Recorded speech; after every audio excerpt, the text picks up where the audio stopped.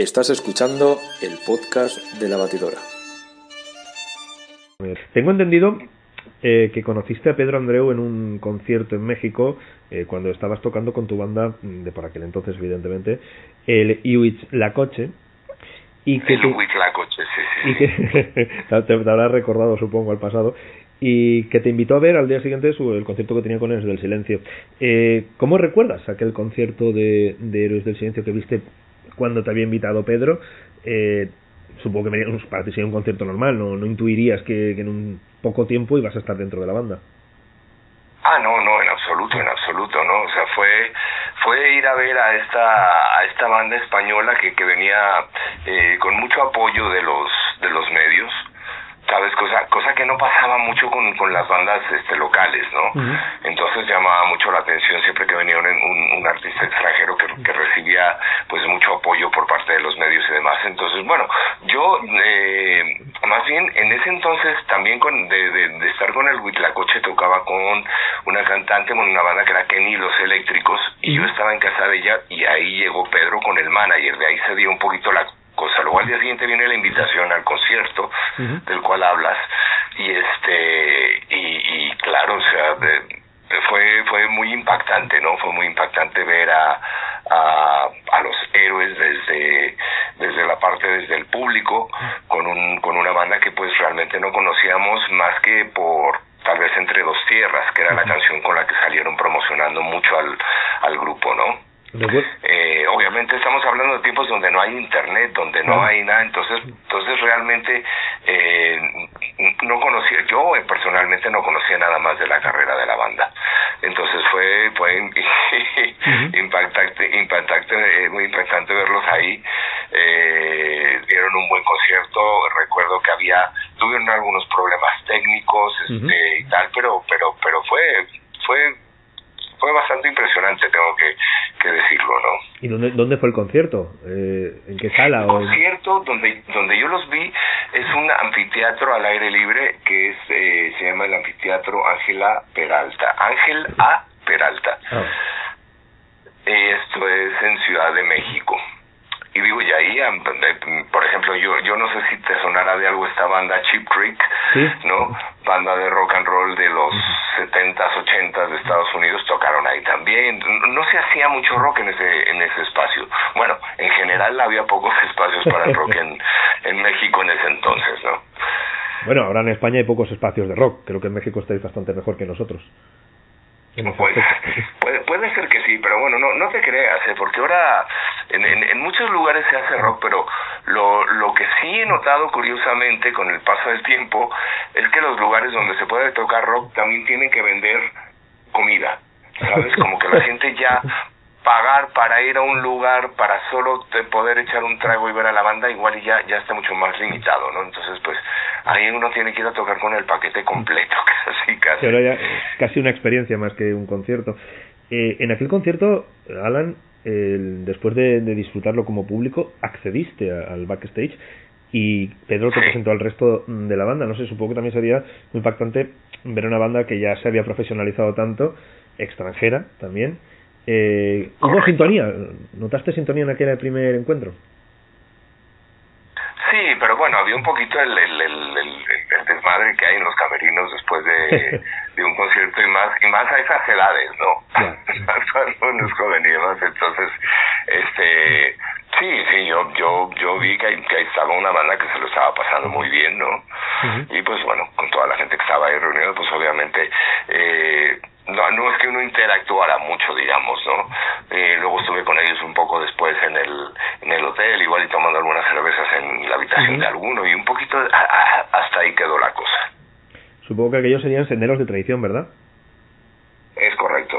Sí, todavía el espíritu del vino estaba seguramente en proceso, ¿no? Sí, porque es verdad que meses más tarde, no sé si te llama, no sé quién te llama, si te llama Joaquín, si te llama Pedro, para que te incorporaras a la gira del espíritu del vino. Exactamente. Porque el disco ya estaba realizado.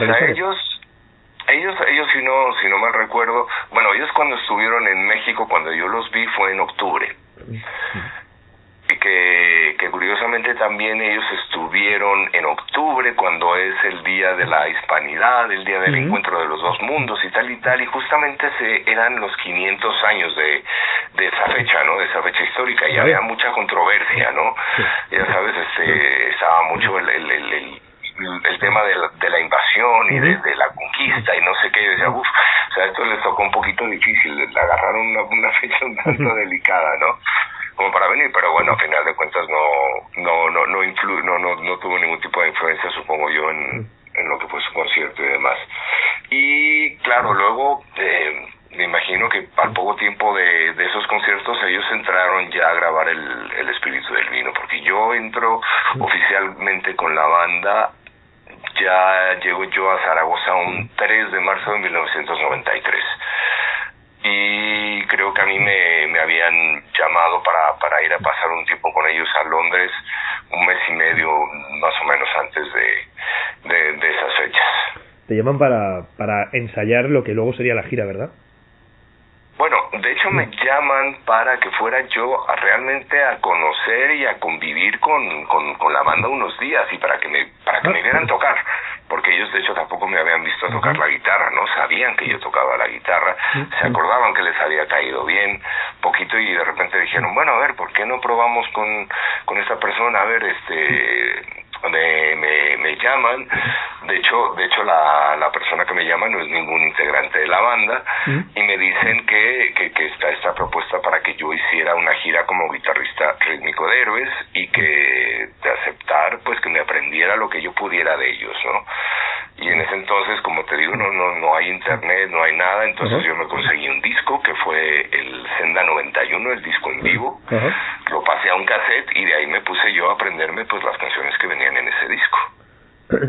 Y tu estilo musical como guitarrista y tus referencias musicales, las bandas que a ti te gustaban, ¿estaban en consonancia con Héroes del Silencio o tuviste que adaptarte un poco al sonido Héroes? No, yo tuve que adaptarme un poco, aunque luego descubres que teníamos los mismos gustos, ¿no? Que escuchábamos música muy similar, pero claro, yo tenía una influencia más tal vez de un poco más el rock norteamericano, ¿no?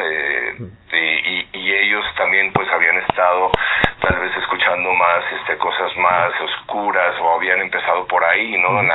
Por la parte más dark de música que se escuchaba en Europa, en Inglaterra, además, los Cure, Gold, tal, y lo que sí fue, yo creo que muy vital para que me incorporaran a la banda, es que yo inmediatamente me di cuenta que mi función era ser un guitarrista rítmico, que es lo que soy en realidad, ¿no? Que es lo que a mí se me da de una manera muy natural, porque cuando yo me puse a sacar la música de Héroes del Silencio, me di cuenta que yo no tenía que aprenderme las guitarras de Juan Valdivia, sino ser un guitarrista rítmico, cosa que no había, prácticamente no había dos guitarras, no había una guitarra líder y un lead guitar y una rítmica en los discos anteriores, ¿no? Juan se encargaba de llenar prácticamente todo el espectro sonoro con esos arpegios maravillosos, ¿no? Con esa forma de tocar, con esos solos distintivos, y Enrique tal vez apoyaba en algunas canciones con la guitarra acústica. Entonces, al yo llegar a no tocar la guitarra de Juan, sino como a formar parte un poquito de la base rítmica, creo que eso fue algo que fue así como decisivo, ¿no? Para que me metieran a la banda. ¿Y cómo recuerdas aquellos primeros ensayos? Porque deduzco que antes de irte de gira, antes de aquel primer concierto en Zaragoza, habría una serie de ensayos y tú tendrías que acoplarte también a nivel como banda del grupo. ¿Para ti era sorprendente haber pasado y meterte en Los del Silencio cuando ya estés en la banda? ¿Cuándo llegas a ser realmente, o a asumir, o a entender que ya estás dentro de la banda? No sé, supongo que tiene que haber un clic en la cabeza, ¿verdad? Que te hace decir, estoy en una banda mundial. Tal vez, no sé, es una muy buena pregunta, ¿no?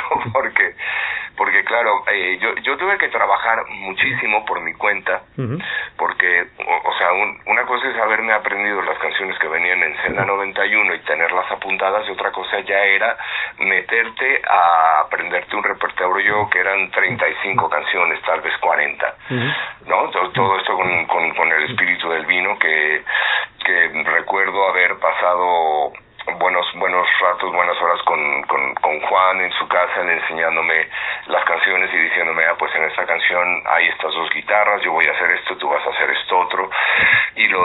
era yo encerrado en la habitación del hotel.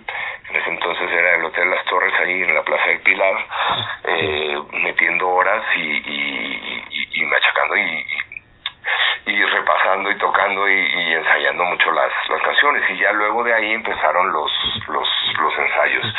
A mí me llevó mucho tiempo porque fue muy rápido, ¿no? Fue muy rápido todo lo que sucedió en mi vida, y posiblemente el no darme cuenta o no tener tiempo de asimilarlo, pues a mí me llevó tal vez a ser una persona que cuando terminó la gira del Espíritu del Vino yo no me caía bien a mí mismo, ¿no? Claro, te entiendo. Te entiendo. ¿Sabes? O sea, yo sí lo he mencionado en otras entrevistas, ¿no? Que de repente me vi en el espejo y dije, ¿quién es este idiota que tengo delante, no? ¿Quién estoy pretendiendo ser que no soy? Hombre, pasas de 0 a 100 en muy poco tiempo. Sí. No es como la banda que montas claro. Y poco a poco alcanza el éxito, sino que tú ya te metes en una banda con un éxito tremendo. Claro. Y entonces sí fue una curva de aprendizaje muy rápida, y tal vez no la asimilé como tal vez me hubiera gustado, pero bueno, las cosas salieron como son, y posiblemente fue terminando esa gira cuando yo de repente como que ya me había aterrizado y ya me di cuenta dónde estaba, ¿no? Hiciste un primer bolo en Zaragoza con la banda, fue tu primer concierto con ellos. ¿Cómo recuerdas aquel concierto? ¿Había nervios? ¿Recuerdas fallos? ¿Recuerdas cómo el público español respondió a un guitarrista que no estaba dentro del disco, pero que se presentaba en ese momento? ¿Te presentaron al público? Sí me presentaron, pero yo creo que, o sea, yo estaba demasiado ocupado en muchas otras cosas como para darme cuenta cómo me recibía la gente, ¿no? Y si no mal recuerdo, creo que mi primer concierto en vivo con Héroes del Silencio fue en un festival en Portugal, en Cascais, que de repente salió y de repente dijeron, les van a mandar una avioneta, un avión privado a Zaragoza, se los van a llevar a tocar allá y van a regresar. Yo recuerdo de haber salido al escenario con quién sabe cuántas chuletas, ¿no? Que se dice cuántas hojas enfrente de mí, porque puta, o sea, claro, yo todavía no tenía bien afianzado pues estructuras, armonías, tal y tal, ¿no? De las canciones. Entonces, te digo, no me dio tiempo a mí de darme cuenta si era bien recibido o no. Yo creo que sí, porque si no lo hubiera, algo me hubiera acordado de eso, ¿no? Pero la cosa fue bien, digamos. En la gira del Camino del Exceso, entre el 93 y el 94, Héroes del Silencio realizan unos 134 conciertos, he estado contando, que son muchísimos, es una auténtica locura. Yo creo que muy pocas bandas actualmente pueden hacer eso. La vida de un rockstar en la que te habías convertido, evidentemente, habías pasado a ser muy famoso, estar en la portada de revistas de rock y en revistas juveniles. ¿Era como te habías imaginado? ¿O en el fondo era muchísimo más cansado, mucho más agotador de lo que imaginabas? Son 134 conciertos, por eso te lo pregunto, que no es lo mismo que hacer 5 o 6 conciertos multitudinarios, sino que tuvisteis que picar mucha piedra. Sí, no, para mí, o sea, yo podía estar a ese ritmo, ¿no? Y de hecho es como, de repente, pues siendo músico, pues es en lo que estás soñando, en lo que te quieres convertir. O sea, posiblemente yo creo que a ellos ya les pasaba factura tanto trabajo. En cambio yo venía pues como pues jugador nuevo que entra al equipo, ¿no? Con mucha frescura y con muchas ganas. Entonces yo pude llevarlo bien. Sí, obviamente te das cuenta que es muy agotador, ¿no? Porque eran salidas de 3 meses y no volvías a la casa, y cuando volvía uno a la casa pues uno llevaba tal inercia de gira que no sabía uno qué hacer, ¿no? Sí, no, tenía que ser totalmente agotador. Héroes del Silencio era una banda española que cantaba en castellano. ¿Te sorprendió mucho el éxito que tenía Héroes del Silencio en países centroeuropeos que no hablan español, evidentemente, como Alemania, Suiza? En Alemania, por ejemplo, ¿no? O sea, sí, claro que llamaba mucho la atención, pero yo siempre eso me llevaba a recordar que, claro, cuando yo empecé desde muy pequeño a escuchar música, pues escuchaba a los Creedence, y escuchaba a los Beatles, y escuchaba, no sé, y no entendía, y sin embargo me gustaba, ¿no? Entonces como que eso era como mi referencia para decir, bueno, pues los alemanes tampoco es que entiendan español, pero ¿y qué, no? Yo tampoco entendía inglés y la música me gustaba, entonces yo creo que por ahí está un poquito la magia y más de un alemán habrá aprendido a hablar español para entender las letras del silencio. Es muy fuerte eso, ¿verdad? Y mira que no se las pusieron fácil, porque yo que hablo español, que hablo castellano, a veces tenía que agarrar el diccionario, ¿no? Sí. Es decir, ¿qué está diciendo este hombre, verdad? Yo creo que le pasaba a mucha gente. A veces había frases que decías, bueno, ¿qué intenta decir aquí? ¿Qué tipo de metáfora es esta? ¿Tú notabas en Alemania cómo notabas al público alemán? Eres de México, supongo que el público español debe tener algo similar al público mexicano, como mínimo el idioma, pero claro, el público alemán era un público que supongo que para ti sería muy nuevo. También las reacciones del público, el idioma, había una barrera también idiomática ahí para poder acercarte al público. ¿Cómo recuerdas aquellos conciertos? No, la verdad es que eran conciertos muy buenos y muy potentes. Es más, yo luego pongo como ejemplo muy bonito, o sea, que es muy bonito, y ahí ya está como un testimonio de ello, el concierto de Live in Germany, ¿no? Que uno puede ver cómo está la gente metida, y cuando la gente no tenía un teléfono en la mano, ¿qué hacía con las manos? Las levantaba, se expresaba, ¿sabes? O sea, estaba inmerso 100% en la experiencia del concierto. Entonces, como que ahí queda eso, ¿no? De repente decir, wow, ¿cómo era la gente y tal? Y luego también de repente en festivales en Suiza, el público suizo también tenía su manera muy particular de hacerte sentir bien y de sentir tal, aunque uno puede decir, no, es que no tienen ese toque latino que es como más cálido, más bueno, yo qué sé, ¿no? O recuerdos en conciertos en Bélgica, que también la gente es súper entregada, y dices, esto es la magia de la música. Madre mía, te das cuenta de los países que has visitado, y la verdad es que, Alan, hablas de ellos y no todos los grupos y todas las bandas consiguen hacer giras por tantísimos países. Es realmente sorprendente. Increíble. Realmente es... Sí, eso es sorprendente, y yo siempre estaré muy eternamente agradecido, más bien, ¿no?, por haber tenido la oportunidad de formar parte de esa historia. Avalancha es el primer disco en el que tú ya participas, en el que tú ya grabas en los estudios Soundcastle, con Ellos del Silencio. ¿Llegasteis al estudio, la banda, con las canciones ya muy hechas, muy preparadas, muy terminadas? He leído que grabasteis algunas demos en los Pirineos, en el hospital de Benasque. No sé si de ahí ya tenéis todo, o llegasteis al estudio ya con todo ya hecho, o allí sucedió más magia. Hubo un trabajo, un arduo trabajo, es la manera correcta de decirlo, ¿no? De composición, de depuración, de probar, porque bueno, posiblemente las raíces de las canciones es ahí en los Pirineos, pero luego estuvimos casi otros 3 meses en un suburbio de Londres, en High Wycombe, en una casa encerrados, y era estar encerrados y a trabajar, ¿no? Y tener la pizarra, ir agarrando canción por canción y probar diferentes estructuras y probar diferentes cambios de armonías, o sea, se probaba de todo. Y ya desde ahí había un pequeño trabajo, o ni tan pequeño trabajo, con Andrew Jackson, más que con Bob Ezrin, ¿no? Y cuando llegamos a Los Ángeles a grabar, todavía nos metimos unos días antes de entrar al estudio a tocar las canciones, para que en el momento de trabajar en el estudio fuera el trabajo lo más óptimo posible, ¿no? O sea, se optimizara al máximo el tiempo que había para hacer el disco. Aunque el disco es grabado por pistas, no está grabado de forma orgánica todos en la sala, ¿no? No, es correcto, sí, pero digamos, para hacer las pistas guía, se graba todo, ¿no? Se graban las canciones en vivo, para tener las referencias, las pistas de guía y demás. De todas maneras, era para que en el momento que se entrara al estudio no quedara duda de cómo iba a ser la canción. Bueno, lo lleváis todo auténticamente medido, ¿verdad? Prácticamente, sí.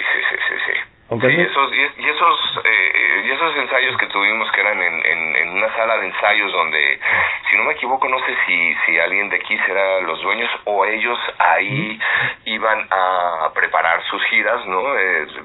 Entonces era precisamente para que el grupo, en el momento que pisara el estudio, ya estuviera, digamos, ya hubiera un previo, ¿no? Un pequeño calentamiento, digamos, y una aclaración de que si cualquier duda de que si esto o el otro, había una cosa que tal vez a Bob no le gustaba y dijo, pero es que aquí no deberían de cambiar el tempo de esta canción, y de repente la banda dice, no, pero es que sí nos gusta, y fue de las pocas cosas que de repente tal vez Bob dijo, bueno, no vamos a tener nuestro primer pleito familiar y se queda como ustedes quieren, ¿no? ¿Sorprendía o intimidaba, hemos hablado de Jackson, pero intimidaba a Bob Ezrin? Es decir, estamos hablando de posiblemente uno de los productores más importantes de la década. A mí personalmente no me intimidaba, ¿no? Claro que uno está ahí diciendo, bueno, pues el jefe ahí está, ¿no?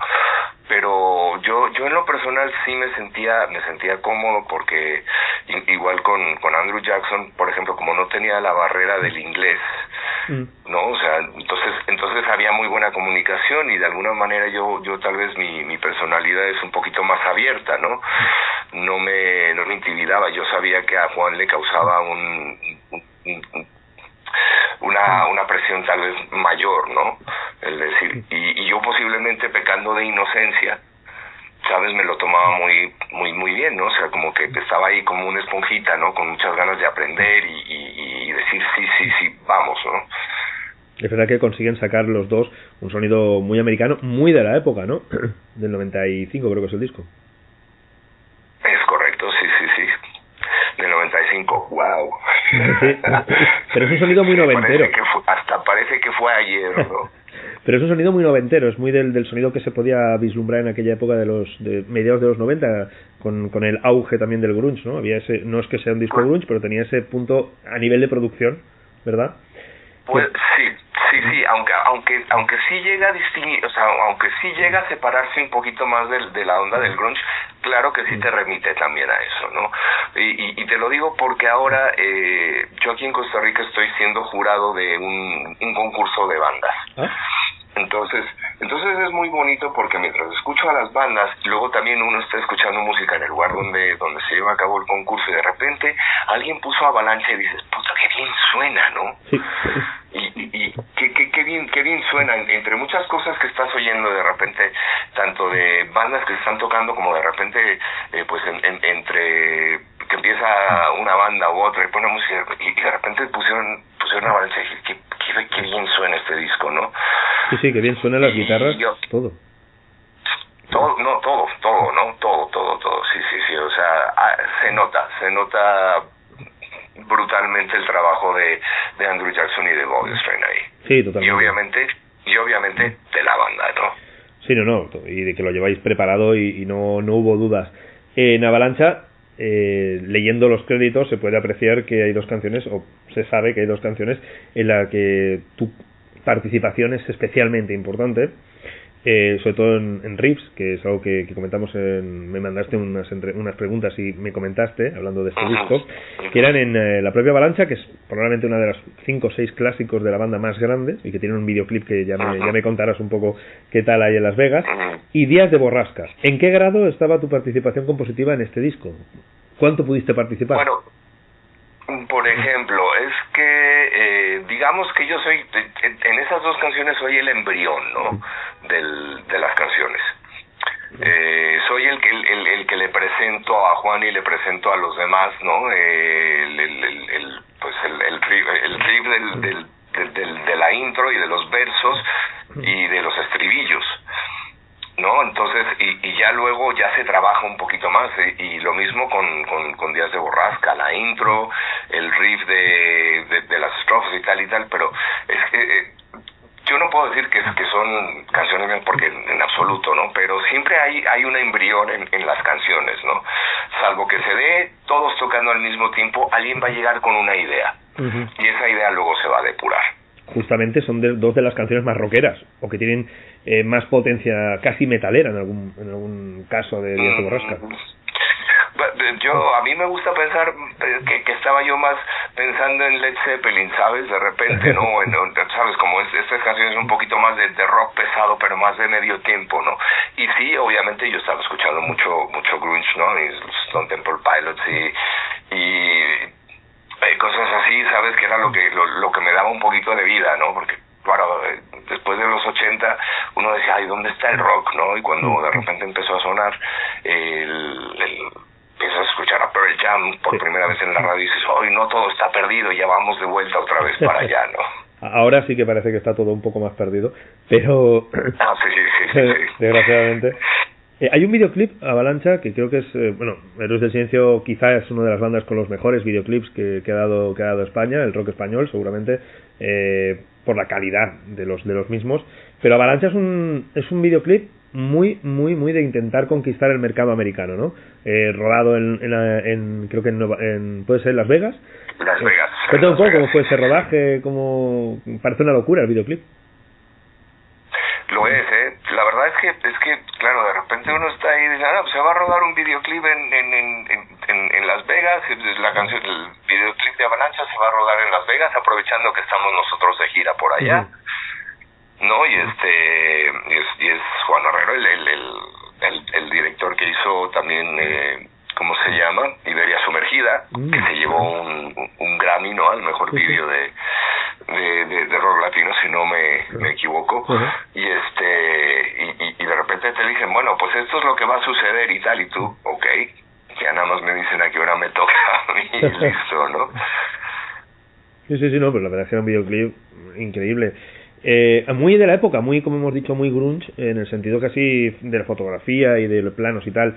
El disco me parece el más rockero y es el más directo, sin duda, de Héroes del Silencio, aunque la progresión de la banda es hacia el rock, algo que normalmente las bandas hacen mucho rock al principio y a veces empiezan a hacer más pop luego. ¿Cuál es la canción o cuáles son las canciones que más crees que tienen importancia dentro del disco y cuáles son las que más te gustan? De Avalancha te refieres, ¿verdad? Sí, de Avalancha.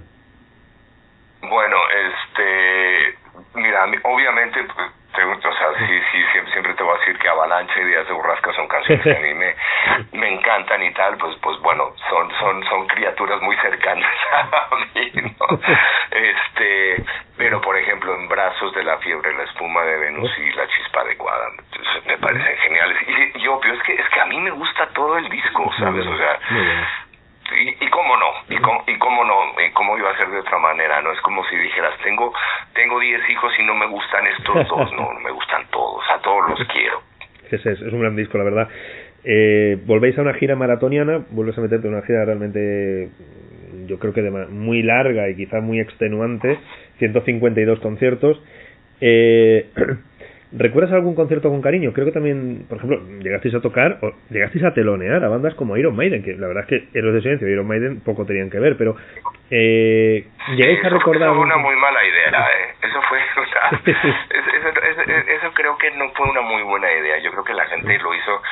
a quien se le haya ocurrido juntarnos o ponernos a abrirle a Iron Maiden en Chile no estaba pensando que tal vez Chile todavía yo creo que te arrastraba mucha cosa de la dictadura. No, todavía porque por lo menos yo así sentí cuando fui a Chile, lo sentí un tanto gris, sentí un poquito esa cosilla y tal con los militares y tal, y yo creo que el concierto de Iron Maiden era un concierto, digamos, de alto riesgo, ¿no? Para el país.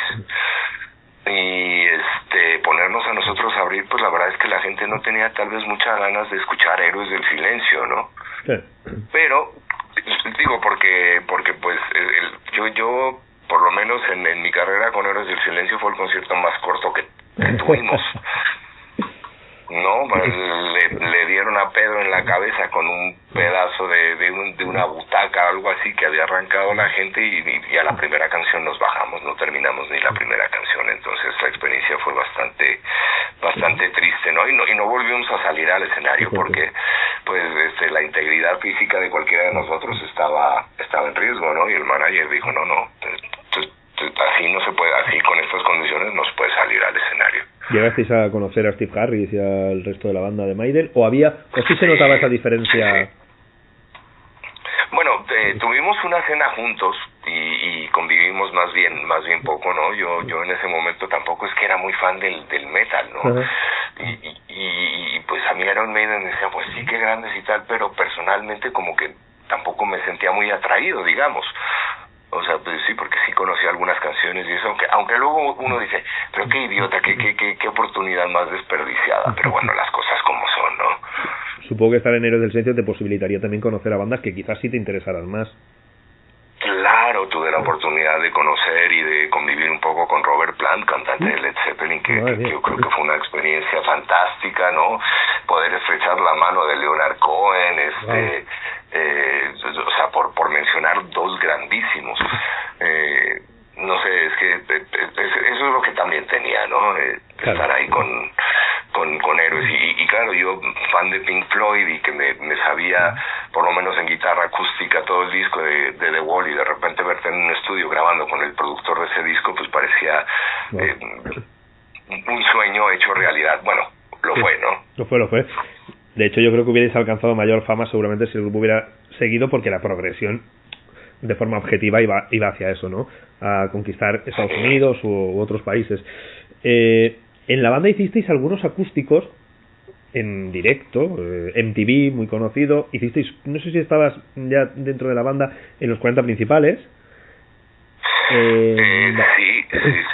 Bueno, seguramente ellos hicieron alguna cosa antes, pero yo sí hice por lo menos 2 acústicos en MTV. Hicimos varios en varias radios.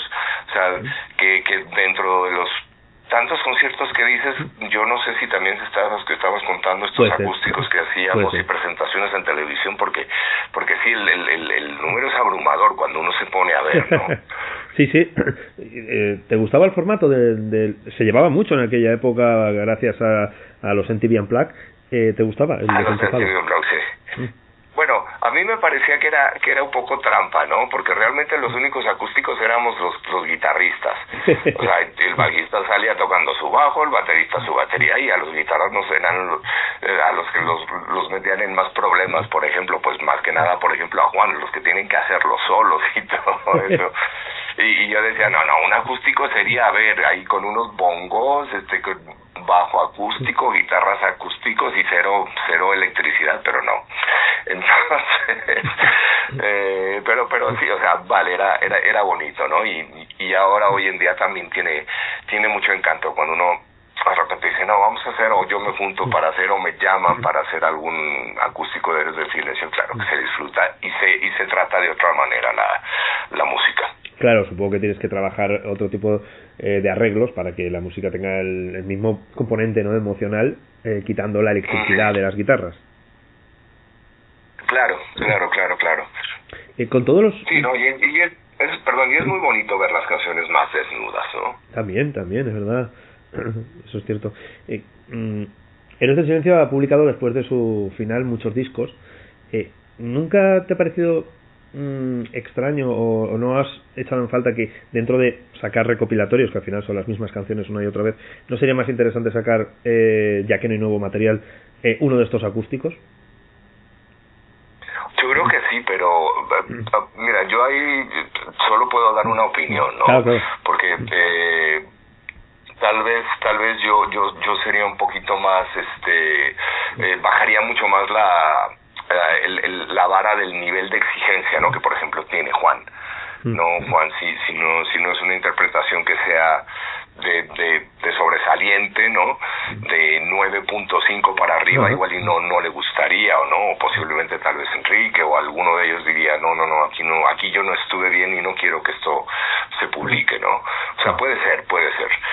Estaría guay, yo creo que sería algo diferente a todo lo que están publicando. La banda se termina y publicáis un disco extraño para la época que se llamaba Rarezas, con las demos. Con las demos, creo que son las demos que grabasteis en Benasque. En Benasque, cierto, sí. ¿Fuiste parte de esa publicación? ¿Te implicaste o ya te la encontraste? No, o sea, yo estoy ahí como uno más, ¿no? O sea, dentro del grupo, ¿no? Y cuando de repente dicen, no, se va a salir Rarezas, pues muy bien, mientras más material esté por ahí, pues mejor, ¿no? O sea, ¿te gustó el...? Entonces, a mí me parece, sí, me da mucha pena que, por ejemplo, pues haya alguna canción que Babel, ¿no? Que no haya pasado nada con esa canción, que a mí en lo personal me gusta mucho, ¿no? Muy buena, Virus también, ¿eh? Virus Virus también, pero Virus sí está en algunas en algunas versiones, ¿no? O sea, bueno, como Caras B o tal, o en algún país sí pusieron Virus, en otro no lo pusieron, y a mí Virus me encanta también, ¿no? Creo que son buenas grabaciones, podría haber sido un disco más de la banda o una especie de disco extra o algo parecido. También se publicó un VHS, creo recordar. Sí, por ahí lo tengo. Lo que no sé yo si todavía se pueda, ya sabes, con el paso del tiempo esas cosas se van llenando de hongos o de lo que sea, y luego aparte hay que tener el equipo para verlo, ¿no? Sí, totalmente. Tras ese final de Los del Silencio y este disco de rarezas, Enrique decide tomar su carrera en solitario y bueno, publica un disco que se llama Radical Sonora, en el que tú también estás. ¿Cuándo te propone la idea, Enrique, de aparecer en este disco? Me propone ya una vez que la banda tomó la decisión de separarse, porque, o sea, yo no participaba de buena parte, sino casi toda la parte de las reuniones que el grupo tenía para discutir sus asuntos financieros y tal. O sea, yo en ese sentido, pues sí era un héroe del silencio más, pero por otro lado también era, pues, digamos, un empleado de la banda, ¿no?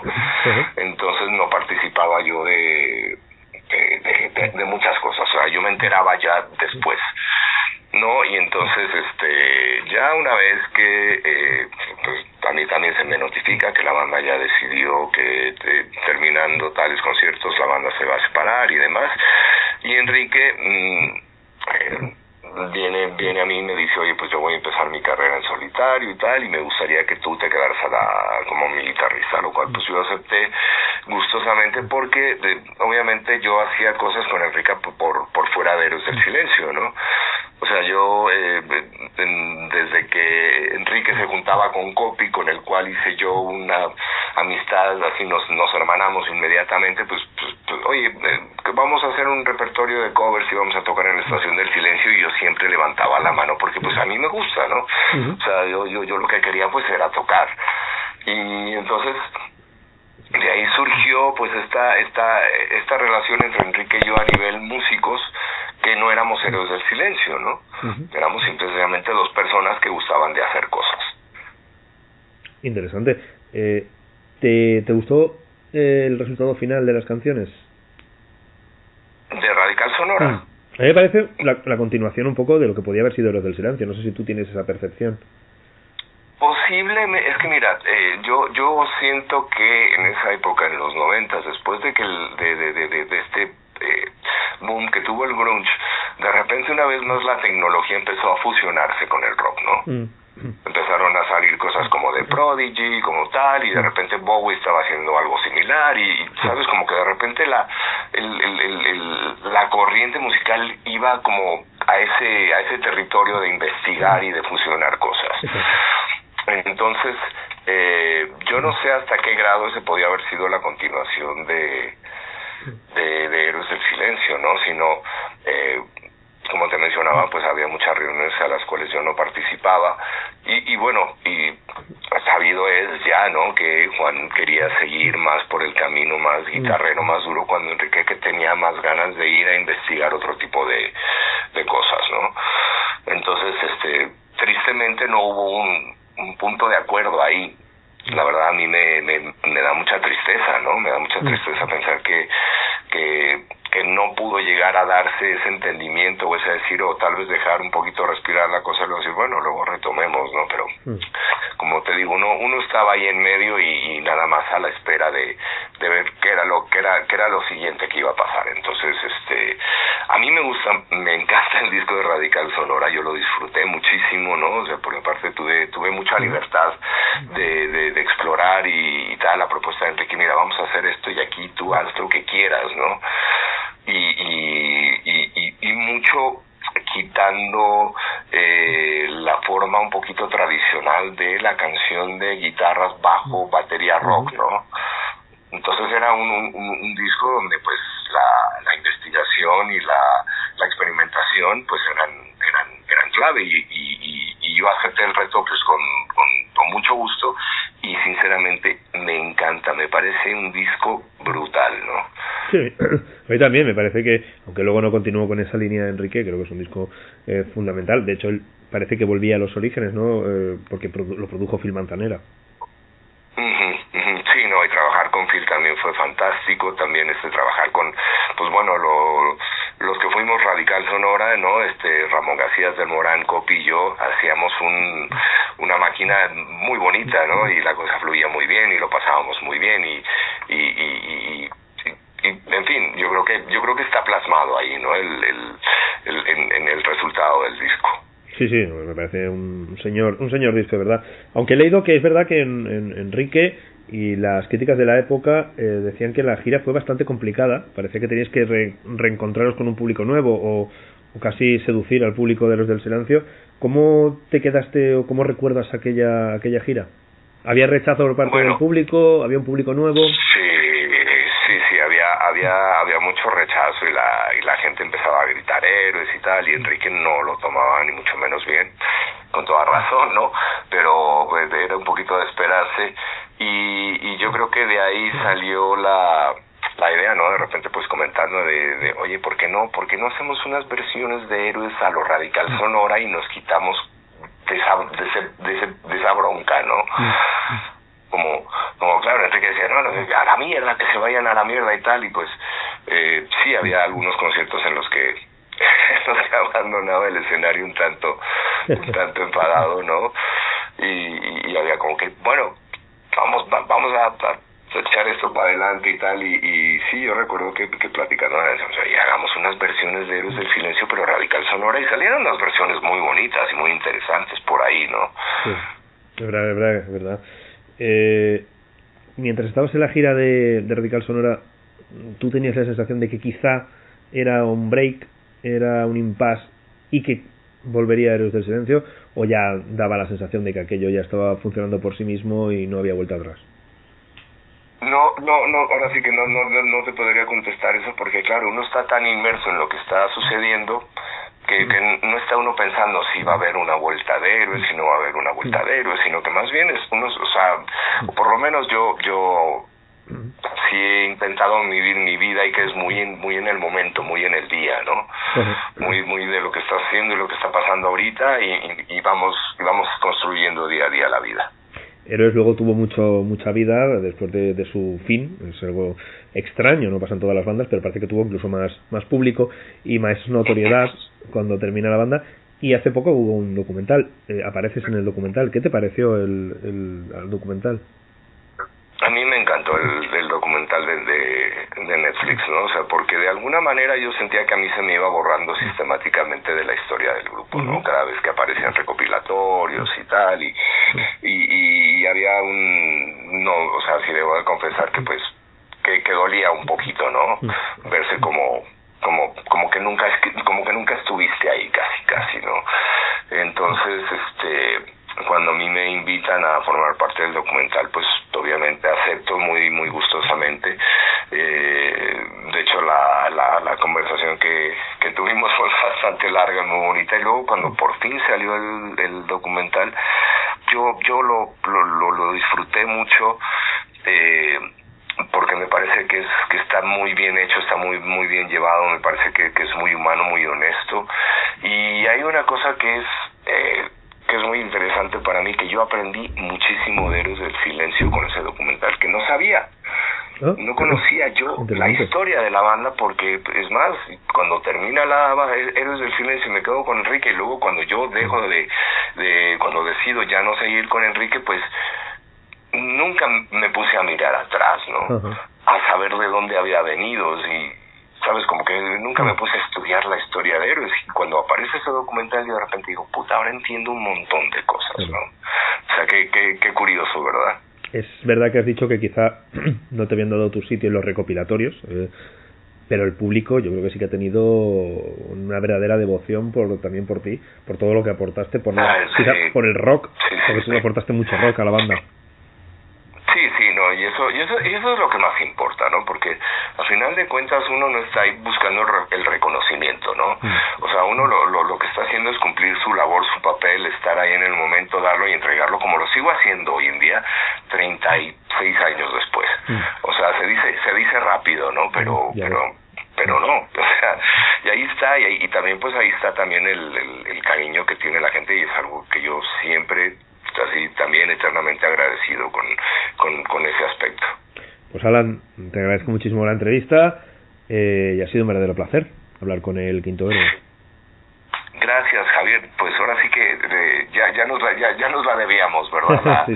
La conversación, y de repente dije, no, esto hay que hacerlo ya. Pues me alegro muchísimo, un verdadero placer, gracias. No, gracias a ti, Javier, y pues ahora sí que muchas gracias al público de la Batidora Cultural, y al público que sigue por ahí haciendo que el silencio esté más vivo que nunca.